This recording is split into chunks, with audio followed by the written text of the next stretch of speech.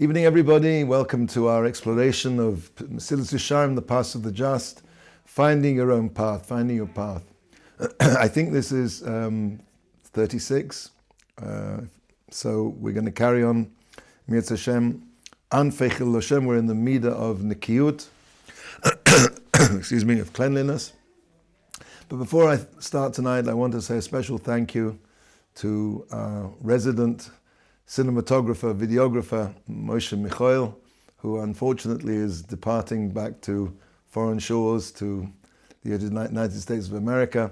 We want to give him a big bracha. He should have a lot of hatzlacha there, and he should come back very soon and bring Mashiach with you.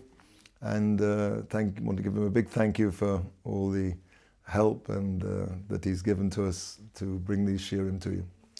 Anfechil Hashem. Gam kein heim rabbim ugedolim. The branches of Chil Hashem. Chil Hashem means the desecration of Hashem's name. I think we spoke about this in previous weeks. I think I mentioned that it's possible to be Mechal Shem Shemaim even in private. I think I mentioned that last week. I'm not going to go into that again. Ayin Sham.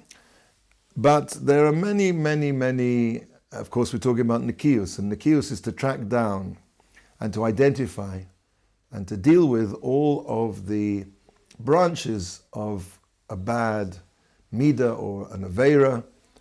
And the first thing you have to do is to recognize them, because as the midah of Nikius is dealing with things which are subtle, which we're going to see tonight, a lot of the times people don't really think that's considered to be part of Chil Hashem or part of whatever it might be, Geneva, as we've seen before, or all of the aveiras have these subtle little byways which kind of get ignored unless a person spends time in examining his actions, which is what Mesilas Yesharim is all about.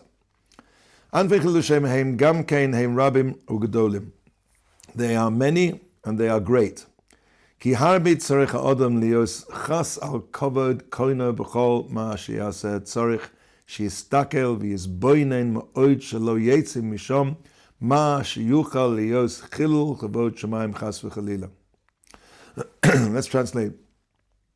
So the branches of Chil Hashem, as we said, are many and they're great, and a person needs to try very hard, to work very hard, to be chas al kavod, to have pity literally on the honor of his creator, to be careful that the name of Hashem is protected and is not through his actions brought into any kind of disrepute.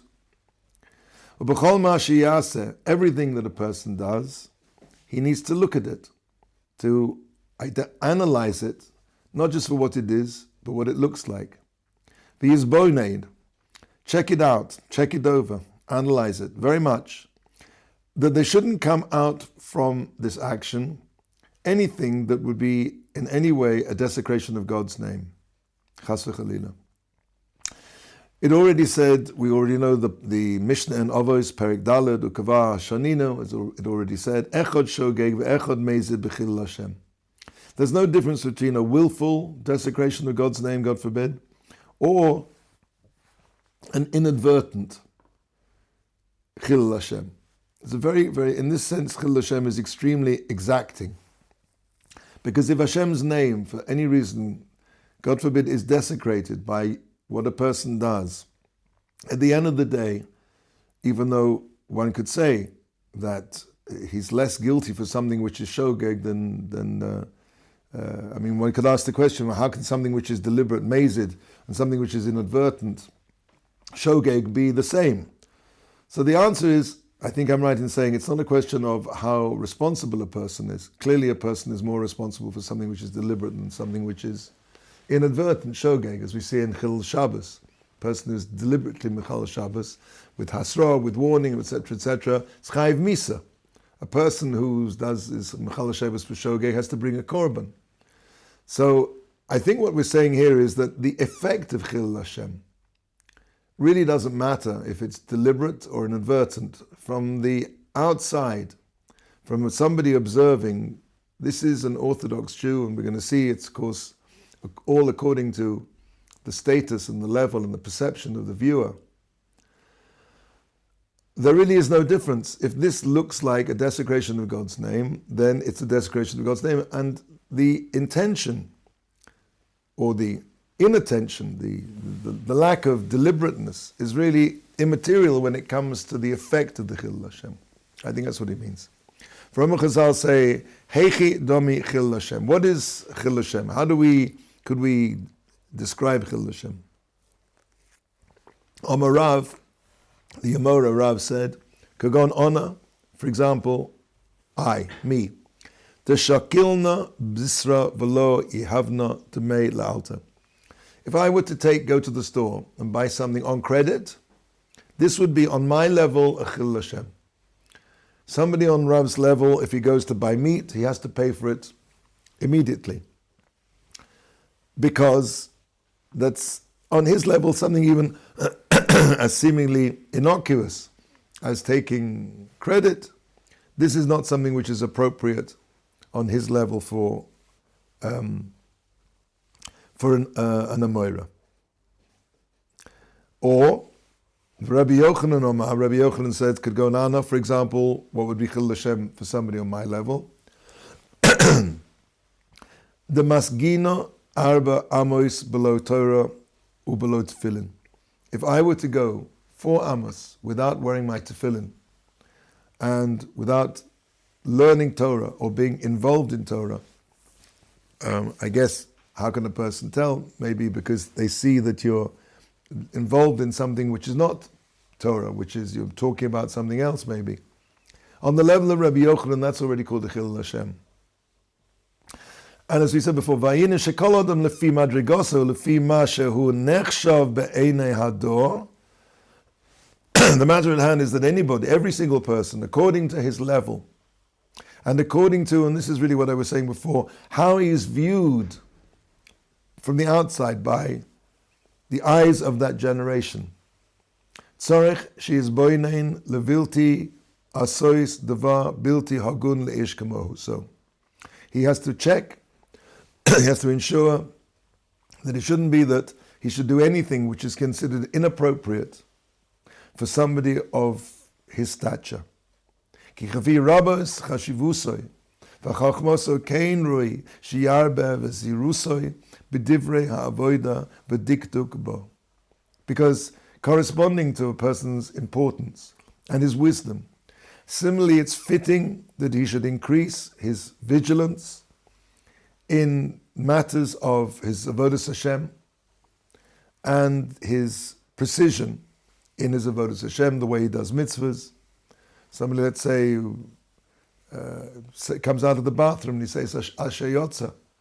It's not appropriate for a Talmid Chacham to be walking around or to looking at his watch or doing anything else while saying a bracha. Maybe on somebody who's on a lower level, okay. I mean, even if we were to say that, but the greater a person is, the more he's valued, the higher he's esteemed. As I like to say, there's no privilege without responsibility. The more privileged the person is, the more Hashem blesses him with wisdom, the more he's considered to be somebody significant and important in the public world, the more he has to exemplify what that status has given him. The more careful he has to be.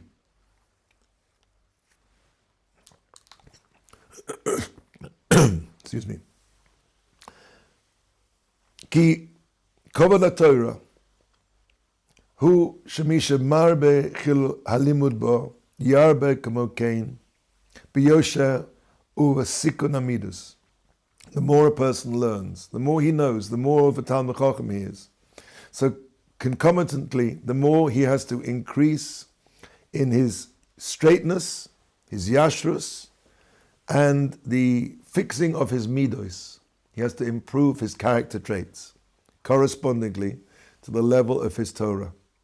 For call me, sheyechsa mizeh, anybody who's lacking in this, the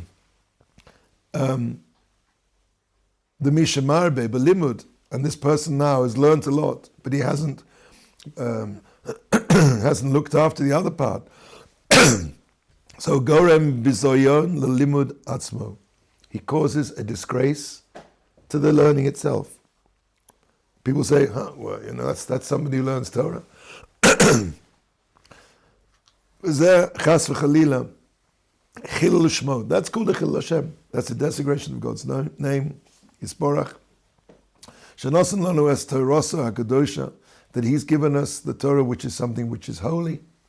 And if we don't exemplify that holiness, in spite of the fact that we've learned such a holy thing as the Torah, then that, of course, as he said before, causes a disgrace to the Torah itself. But Tzivonu la'asok ba, Hashem commanded us to involve ourselves in the Torah. Lahasig al yoda shleimusenu, to, by doing this, by learning the Torah, to reach our perfection. The Torah is a kli chemda. It's a desirable tool. It's a tool which is being given to us, which is supposed to fix us. And a person who doesn't use the Torah to improve himself and to take the lessons of the Torah and the wisdom of the Torah and change himself into a better, a more elevated, a less physical, a more spiritual, a more trustworthy, a straighter, a holier person, any lacking in that is the Chilul Hashem. I just want to tell you two personal stories. I remember the first time when I was in New York City, and I was going to shul every morning, but I was still in the world of not wearing a kippah out in the street. And one day I decided, I'd just finished davening down on the, it was East, I think 29th Street between Lexington and 3rd, somewhere around there. There's a shul called Adereth El. I'm trying to remember the name of the rabbi. He now passed away. He was a lovely fellow. Come to me maybe in a second. So I decided after Shachris one morning that it was about time that I would wear a kippah out in public. So I went down to the nearest Jewish bookshop, and I walked in, and I saw down at the end of the counter there was this great carousel with all kinds of Jewish headgear. You know, there were white ones and black ones, and ones that looked like they come off the head of an Afghan sheep herd. There was, I just walked up to this carousel, sort of spun it round, and without thinking too much about it, I picked up this big black couple and, dropped it on my head, walked out, paid for it, walked out in the street, and everything had changed. I realized I'd become an ambassador. I'm now an ambassador for the Jewish people and for HaKadosh Baruch Hu.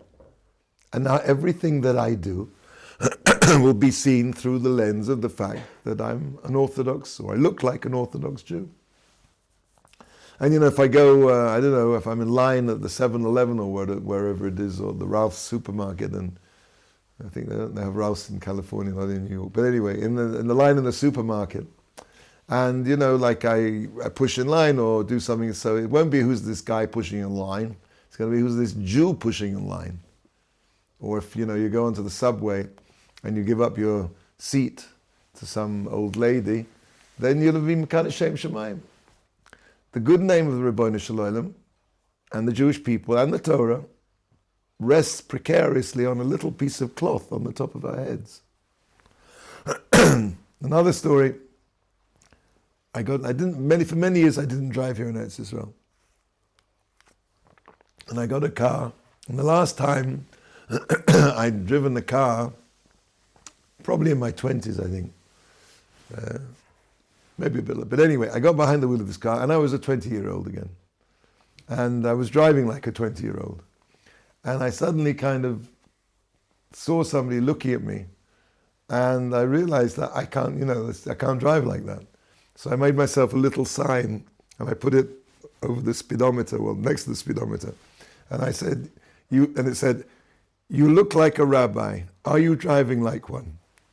So, again, the way you look is the way you have to behave.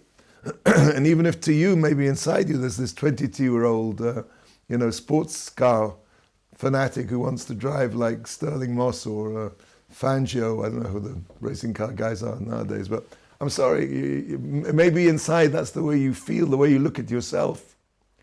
But once you become a Talmid Chacham, once you become a Ben Torah, once you even look like a Talmid Chacham or a Ben Torah, you've got to behave like that because you're an ambassador.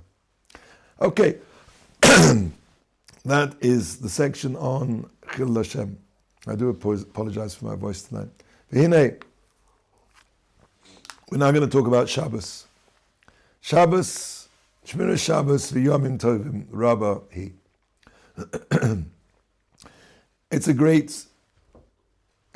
an essential, one of the pinnacles, one of the primary, the three biggies, Shabbos, Kashrus, and Taras Mishpacha. The three things that people understand are the bases of Jewish life.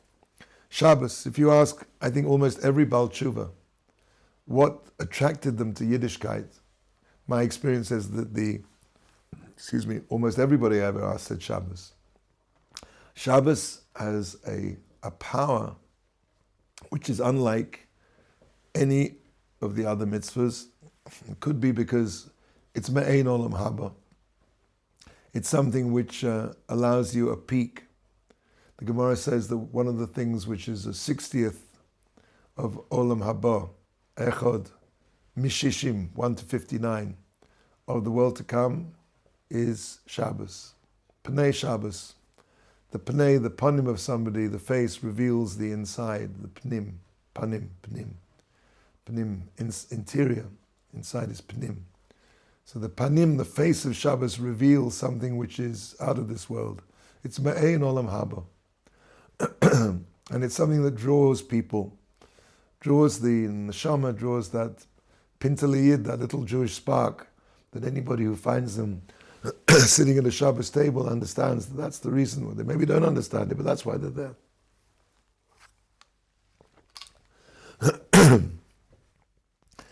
And Shabbos has many, many, many details. The Chofetz Chaim said that somebody who's not constantly involved in learning Shmira Shabbos will almost certainly, I think he says certainly, I don't remember, break one of the laws. Hilchasa Rabsa l'Shabsa. It's a great, Shabbos has many halachas, great halachas. And v'hafilu divrei shvus, even what we call the derabbanans, afal pi, shemid divrei chachamim heim, even though they are divrei chachamim, they may be rabbinic. People say, well, it's only a derabbanan. Ikarim heim, they are ikarim. Now, I'd like to suggest the reason why they are ikarim is that Shabbos is something that a person can experience by a series of physical actions. These are called the malachas, which we desist from, and the mitzvahs assays that we involve ourselves in. Not doing malacha, not turning on lights, not driving, all the 39 malachas and all their tolos. And also the part of the Rabbanans enhance, in that sense they are as important. They are ikarim because they all lead the person to be able to unlock within himself this feeling, this kedusha, this connection. And so in a sense, even though it's true they're rabbinic, and some of them, many of them are gedorim, they are fences to prevent a person transgressing a mitzvah d'oraisa. Often people say, well, why did the Rabbanan, don't we have enough restrictions? The Rabbanan have to come along and, make more things. And one of the halachas is a person not supposed to ride a horse on Shabbos. Why? Because he might ride along and he might decide he needs something to goad the animal along with, and he'll ride up to a tree and he'll break off a branch, and that'll be an issa d'oraisa of tolush. So because of that somewhat remote possibility, Chazal were goizer, they decreed that you can't ride a horse, even though riding the horse in itself is not in any form, is not provided whatever, you're in the tchum, but there's no issa d'oraisa to ride a horse. I think the point is being missed. First of all, I want to just say something before I go into the main point, something that Rabbi Leff said, that he gives a moshel, or Zev Leff, he gave a moshel, beautiful moshel idea of a group of people, a village, let's say, on the top of a very high mountain. And this mountain was somewhat unique, is that on every side there was a sheer precipice of about 1,000 meters. So they decide, of course, that when they start to live there, that they need a fence to make sure that people don't fall off the cliff, blunder their way to the edge of the cliff and fall off.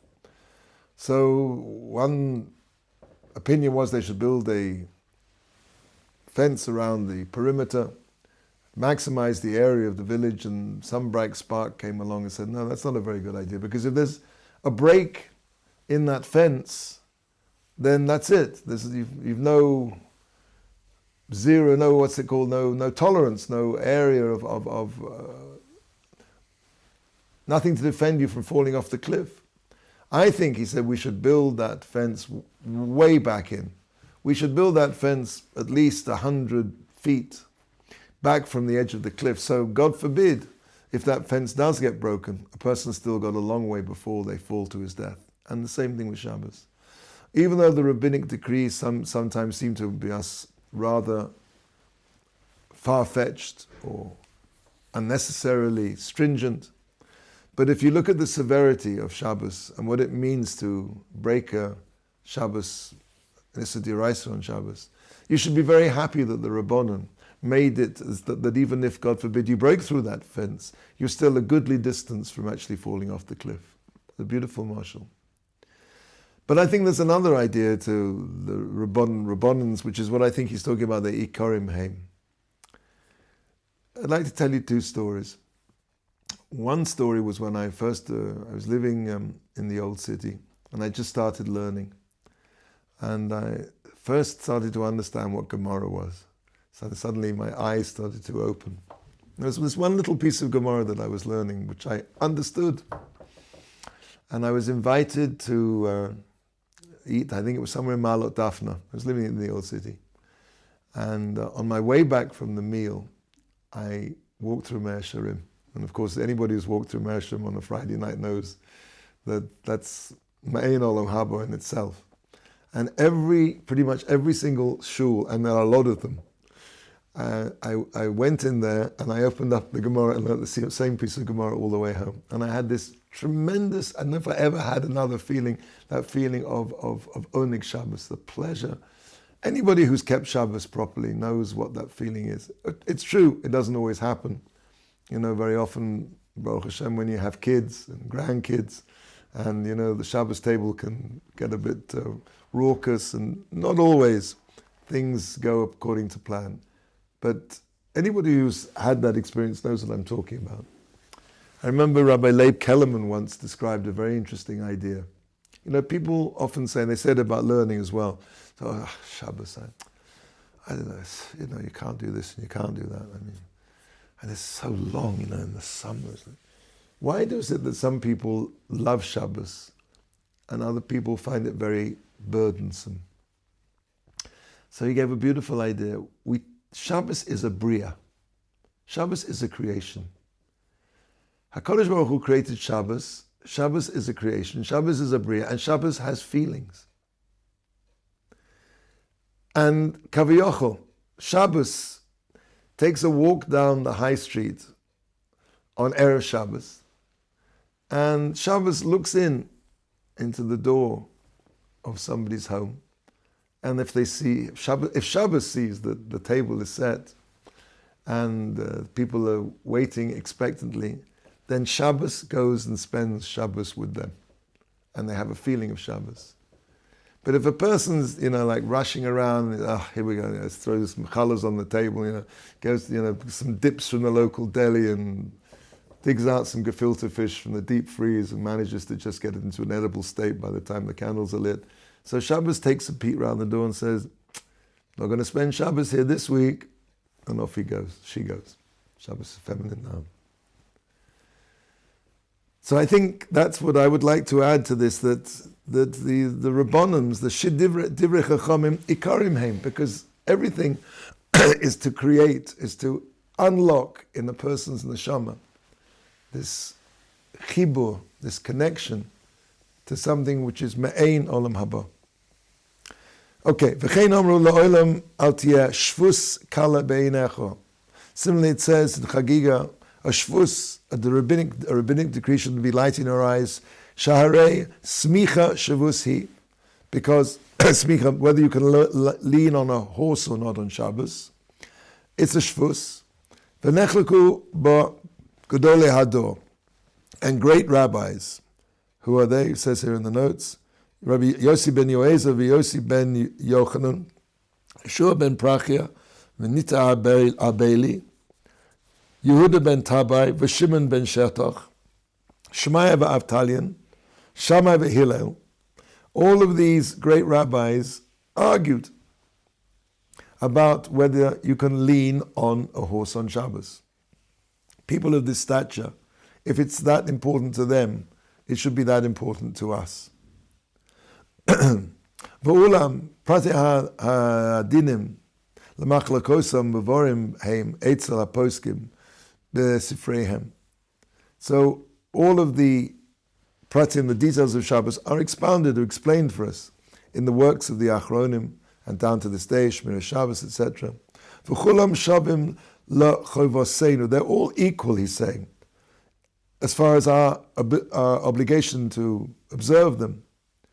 Ula zehirus hamitztorech, and the necessary care when approaching Shabbos, whether it's the D'Oraisa or the Rabbanon.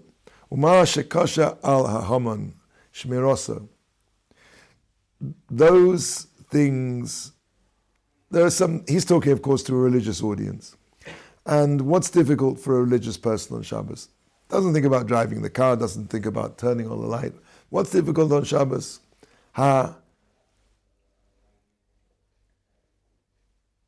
Hashivasa ela esek is talking about, hashivasa, refraining from business, from not talking about business.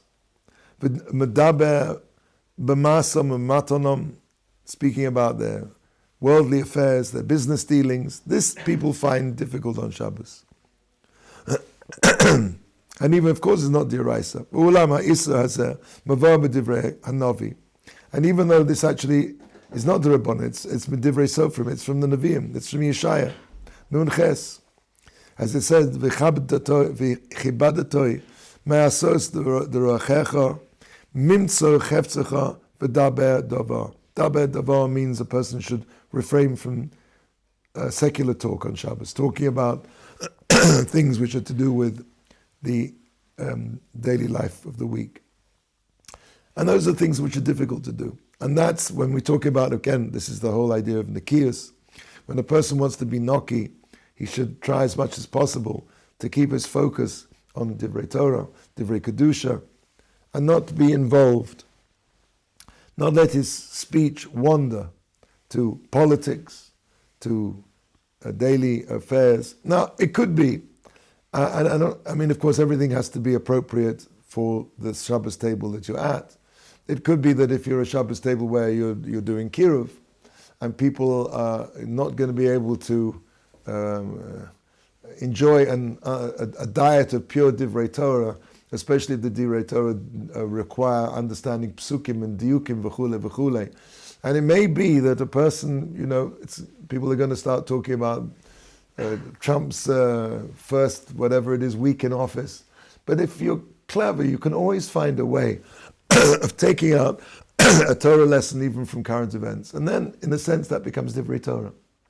It becomes something which is focused on the Kedusha of Shabbos, rather than just speaking about politics. So, Shekol Masha Osa, so that's as he says, the Klalhu. The general principle is that Shekol Masha Osa b'Shabbos Laso, so anything which is prohibited on Shabbos, to actually do that action. Osa Lishtadel Ba'avuro. So it's forbidden to make efforts in that direction. And we're going to see what that means. Or la haskiro b'fiv, or to mention it verbally. Ulechein osru la yayin b'nechosov. Therefore, a person not allowed to go and examine his business dealings or his properties, to walk around his factory, to liros ma tzorech lemocha, to check out what's needed for tomorrow. O leilech lefesach hamidina, or go to the edge of the tchum, past which he can't travel on Shabbos. Lo seis b'layla meheira lemerachok, because he has to travel a long distance, and therefore, of course, there are ways to do this, but The general principle is that a person can't travel out and say, I'm going right now to the edge of the border so I can be ready to launch myself off on the train on Motzi Shabbos. V'asalom is forbidden to say, Devar ploni e'eseh l'macha. I'm going to go to the bank tomorrow. I'm going to fix the car tomorrow. I'm going to take the car in for an oil change tomorrow. Or sechara poloni ekneh macha. Or, I saw a very good shares in, I'm going to buy these new Chinese AI investments tomorrow. All of these things are osad d'Rabbanan because they are pogea in Shabbos. They wound Shabbos. V'chein kol hayotze b'zeh. Okay, I'm going to pause here. That's the end of his section on Shabbos. And the next thing we're going to move on to is a section about midot. Up to now we've been talking about actions. Now we're going to be talking about character traits. And of course character traits are more difficult to deal with. And there's something that require a lot of effort, more effort in a way than physical actions. A person has much more control over his physical actions than on his feelings or his character traits. His character traits are deep within him. They really are part of who a person is. But Bezrat Hashem, next week we'll carry on and we'll try and examine those. All the best.